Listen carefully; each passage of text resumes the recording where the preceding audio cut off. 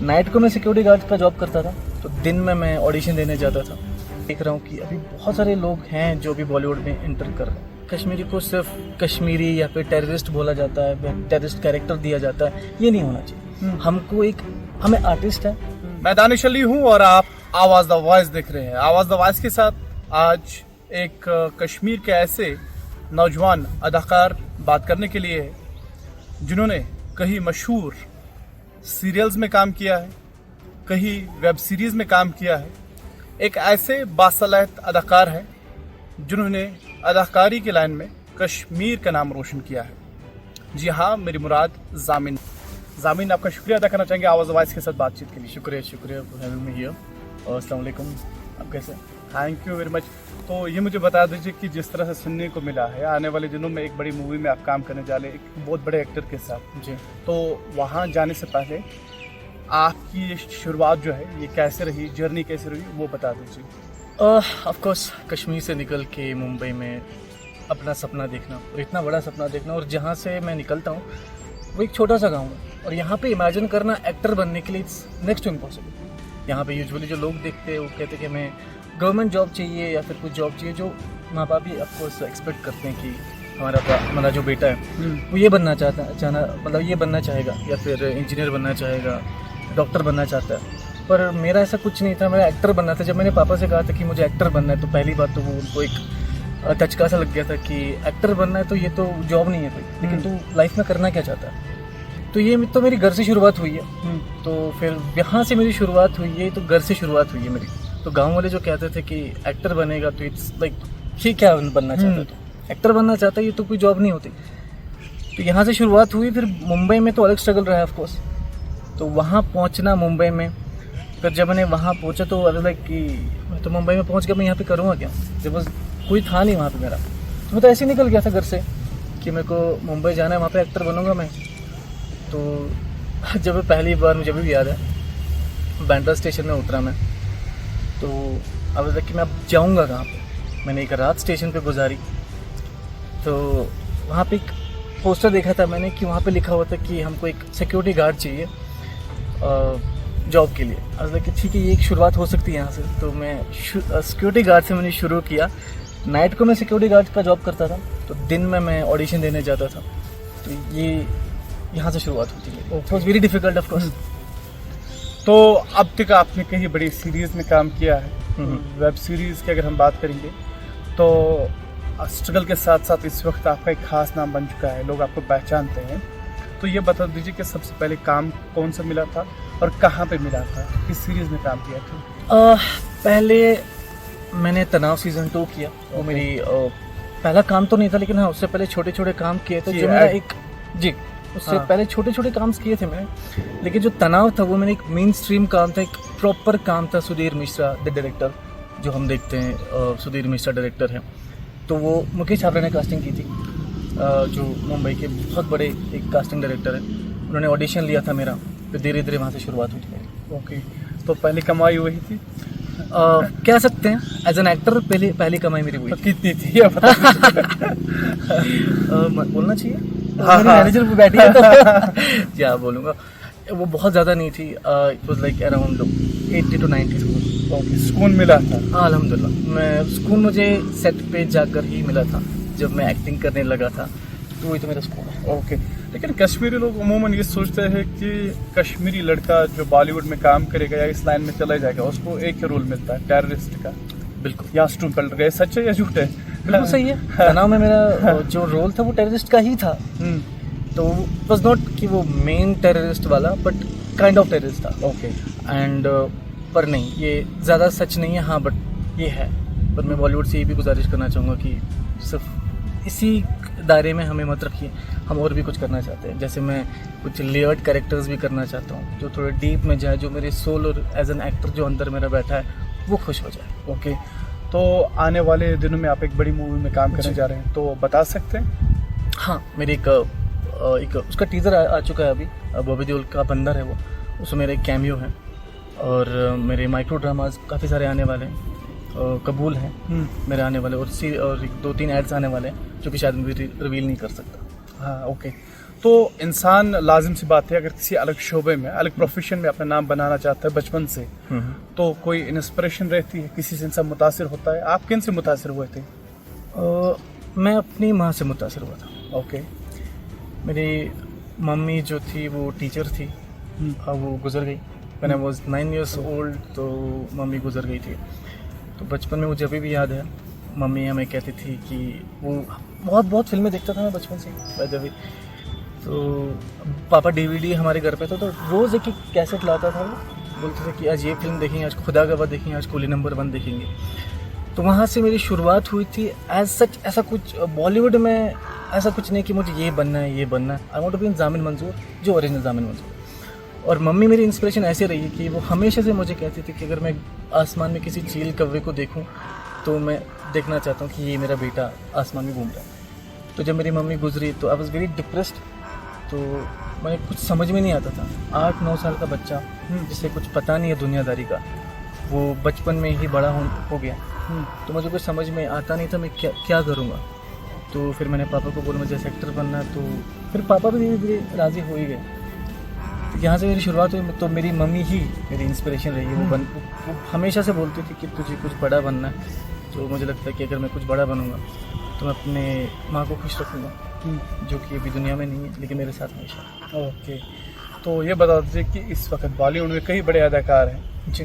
तो वो भाईजान हो, अमिताभ बच्चन हो, जैसे कुली का आपने कहा, तो फेवरेट एक्टर कौन रहा है? अभी रिसेंट तो मेरा रणबीर एंड आयुष्मान खुराना मेरे फेवरेट है। Of course legendary Amitabh Bachchan तो है ही, जिसकी वजह से मोस्टली 90% जो एक्टर्स है, ये जो एक्टर्स नहीं हैं, वो भी कभी ना कभी सपना देखना चाहते होंगे कि हमें अमिताभ बच्चन जैसा बनना है। तो बिग बी जैसा हमेशा से बनना चाहते हैं क्योंकि वो बहुत बड़े एक्टर हैं। ओके। जामिन जब कश्मीर की बात करती है तो कश्मीरी नौजवान की वो खूबसूरत चेहरे, तो बॉलीवुड वाले ज़्यादा वो तलाश करते रहते हैं ऐसे चेहरे जी। तो कभी मैं दूर से जब देखता हूँ मुझे लगता है कश्मीर में हर एक नौजवान एक्टर बन सकता है। तो यहाँ का फ्यूचर किस तरह से आप देखते हैं? यहाँ मुझे लगता है बॉलीवुड में खास तौर पर। बॉलीवुड मुझे लगता है जितना टैलेंट कश्मीर में है, हाँ, उतना बहुत ही कम जगहों पे मैंने देखा इतना टैलेंट है। जिस बिकॉज उनका माइंडसेट अभी उस लेवल पे नहीं पहुंचा है। सिर्फ चेहरा होना is not enough. Of course you have, आपके पास एक क्राफ्ट होना चाहिए, स्किल होनी चाहिए, जो आप कल को प्रेजेंट कर सकूं अपने सेट पे। क्योंकि आप सेट पे जाके आप स्टैंड तो नहीं रह सकते, आपको एक्ट करना पड़ेगा, आपको अंदर के इमोशंस दिखाने होंगे। तो ऑफ कोर्स मैंने पहले थिएटर किया, मैंने काफ़ी सारे वर्कशॉप्स लिए, मैंने अभी तक 400-450 ऑडिशंस दिए होंगे। ओके। करीबन ज़्यादा दिए होंगे, कम नहीं दिए। तो क्राफ्ट होना चाहिए। और रही बात कश्मीर में फ्यूचर का, अभी जितना मैं देख रहा हूँ कि अभी बहुत सारे लोग हैं जो अभी बॉलीवुड में एंटर कर रहे हैं और वो विथ क्राफ्ट कर रहे हैं, ना कि खुद का चेहरा देखकर। और जितने भी कश्मीर में अभी एक्टर बनना चाहती है, कोई भी कुछ भी करना चाहिए, मुझे लगता है अगर कोई इंजीनियर बनना चाहता है तो उसको पहले इंजीनियरिंग सीखनी चाहिए। जैसे आप जर्नलिज्म कर रहे हैं, आप ऑफकोर्स अभी पढ़ाई कर रहे हैं जर्नलिज्म की, तो आपको जर्नलिज्म करनी है तो उसके लिए आपको पढ़ाई करनी है और आपको कुछ वो नुआंस आएंगे तब जाके आप वो कर सकते हो, मास्टर बन सकते हो। आप किसी भी एक्टर को ले लो, वो बिना पढ़ाई के, मैं एक्टिंग की बात कर रहा हूँ, बिना एक्टिंग की पढ़ाई के वो नहीं होगा बोल। ओके। तो अब पूरे हिंदुस्तान के लोग हमें आवाज़ पे इस वक्त देख रहे हैं, तो 90s का कोई एक्टर जो आपके दिल के बहुत करीब रहा हो, या घर पे जिनकी मूवीज़ आप देखते थे और आज प्रेजेंट टाइम में, और जो 90s का एक्टर रहा है वो फेवरेट क्यों रहा है, और प्रेजेंट टाइम में जो आपका फेवरेट है वो क्यों है, ये बता दीजिए। ऑफ कोर्स अमिताभ बच्चन वो हमेशा से रहा है, और सलमान खान। अमिताभ बच्चन का कोई डायलॉग? अमिताभ बच्चन वो तो है कि हम जहाँ पे खड़े होते हैं लाइन वहीं से शुरू होती है। हम जहाँ से खड़े होते हैं लाइन वहीं से शुरू होती है। और दूसरा है उनका कि क्या था वो कि ये पुलिस स्टेशन है, तुम्हारे बाप का घर नहीं। ऐसा है। और वो इसलिए फेवरेट थे अमिताभ बच्चन क्योंकि उसकी वजह से यार मैंने फिल्में देखी और उसकी वजह से मैंने शुरुआत की है कि मुझे स्क्रीन पे अगर किसी जैसा दिखना, वो ऑरा, वो प्रेजेंस, वो अमिताभ बच्चन का सा होना चाहिए। और रिसेंटली अगर करंटली देखा जाए तो वो Ranbir Kapoor, because of his craft, जितना उसको क्राफ्ट पे होल्ड है, वो खूबसूरत है, एट द सेम टाइम वो एक्टर बढ़िया है, क्रेजी एक्टर है। और उसका नुआंस, मुझे लगता है अगर किसी जैसा बनना चाहूँगा तो वो ऐसा कुछ नहीं, लेकिन हाँ थोड़ा अगर रणबीर जैसा मैं बनना चाहूँगा तो वो ओके, बुरा नहीं होगा। तो जब इस लाइन में आपने शुरुआत की, अब कई साल आपने बाहर गुजारे अलग अलग स्टेट्स में, जी तो कश्मीर के लोगों और कश्मीर को मिस किया वहाँ? बहुत ज़्यादा। इस मौसम को, यहाँ के लोगों को, यहाँ के इन्वायरमेंट को, यहाँ के वेदर को बहुत ज़्यादा मिस करता हूँ हमेशा। और जब जब मैं वहाँ पे किसी कश्मीरी को देखता हूँ मुझे लगता है मैं घर आ गया। ओके, बहुत ही मतलब बहुत ज़्यादा याद आती है, क्योंकि मतलब आप कश्मीर से बहुत प्यार करते हैं। बहुत ज़्यादा। ऑफ कोर्स करना भी चाहिए और मैं हमेशा करता रहूँगा, और कश्मीर को कभी मैं भूल नहीं सकता, कोई भी भूलना नहीं चाहिए कश्मीर को। कश्मीर जैसे जगह पे कोई कैसे भूल सकता है जहाँ पे लोग इतने खूबसूरत है कि वो किसी भी इंसान को अगर वो रास्ते से चल रहा हो तो उसको बोलेंगे चलो चाय पियो, 2 मिनट बैठो, हाथ पकड़ के। कुछ लोग तो ऐसे हैं, टूरिस्ट हैरान हो जाते हैं, डर जाते हैं कि हाथ क्यों पकड़ रहे हैं मेरा चाय पीने के लिए, कुछ तो गड़बड़ है। पर ऐसा कुछ नहीं है, वो उनका प्यार है। हाँ, ये कश्मीर को ऑफकोर्स मिस कर रहा है। मुंबई में जब आप कश्मीरी अदाकारों को देखते हैं जो काफ़ी हद तक कामयाब हुए हैं, जब हम कश्मीर में मीर सरवर की बात करते हैं या दूसरे ऐसे अदाकार हैं तो जिन्होंने एक खास पहचान वहाँ पे हासिल की है, तो कैसा महसूस होता है जब आप वहाँ पे उन्हें देखते हैं? और ख़ास तौर पर आपको नहीं लगता जो कश्मीरी एक्टर्स हैं या जो नए लड़के बॉलीवुड में आ रहे हैं या इस लाइन में आ रहे हैं, उन्हें उमूमन एक ही रोल दिया जाता है, वो एज ए कश्मीरी रोल दिया जाता है उनको? ऑफकोर्स, तो एक्सप्लेन कर सकते हैं? बिल्कुल। जैसे कि आपने मीर सर की बात की, नो हिट फॉर हिम, ही बहुत अच्छे एक्टर हैं हमारे कश्मीर के, जो मतलब जाने माने अदाकारा हैं। और वो उनको अगर देखा जाए तो अगर मैं उनको देखता हूँ तो वो बहुत ही ज़्यादा मतलब उनको टाइप कास्ट किया जाता है। सेम गोज बहुत सारे जितने भी कश्मीरी एक्टर जाए, चाहे मैं हूँ कोई भी हो, उनको टाइप कास्ट किया जाता है सिर्फ कश्मीरी को। अगर बंगाली एक्टर है उनको सिर्फ बंगाली कैरेक्टर्स नहीं दिया जाता। तो मैं ये बोलना चाहूँगा यहाँ पे कि कश्मीरी को सिर्फ कश्मीरी या फिर टेररिस्ट बोला जाता है या टेररिस्ट कैरेक्टर दिया जाता है, ये नहीं होना चाहिए। हमको एक, हमें आर्टिस्ट है, हमको एक एज एन एक्टर हमको देखना चाहिए, हमको एक हर एक रोल मिलना चाहिए। नॉट जस्ट कि आप कश्मीरी हो कोई टेररिस्ट का रोल मिले। मैं एक्सप्लोर करना चाहता हूँ, मैं बंगाली कैरेक्टर्स भी करना चाहूँगा, मैं महाराष्ट्रन कैरेक्टर्स भी करना चाहूँगा, मैं कोई भी कैरेक्टर करना चाहूँगा। आई एम एन एक्टर, मैं हर कोई कैरेक्टर प्ले करना चाहूँगा, नॉट जस्ट कि कश्मीरी एक्टर और कश्मीरी कैरेक्टर। ओके, जामिन ये बता दीजिए कि कम उम्र में, अभी आपकी उम्र भी छोटी है, नौजवान है आप, तो इस उम्र में कितने बड़े एक्टर्स के साथ काम किया बता सकते हैं? किस के साथ काम किया जो बड़े एक्टर? मैंने मानव विज के साथ काम किया है, मैंने अरबाज खान के साथ काम किया है, मैंने फराह खान के साथ अभी रिसेंटली काम किया है, मैंने बॉबी देओल के साथ काम किया है, मैंने रणबीर के साथ भी काम किया है। और उनसे एक ही बात सीखने को मिली कि क्राफ्ट।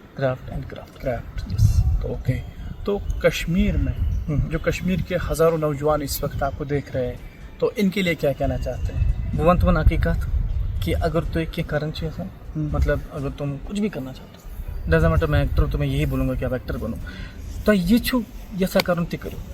बट ये जो अभी यहाँ पे कश्मीर में देख पा रहा हूँ कि यहाँ पे ना नशा वगैरह बहुत ज़्यादा हो रहा है। हाँ, बस मैं कहता हूँ अकी रिक्वेस्ट कि अपनी ज़िंदगी ख़राब मत करो।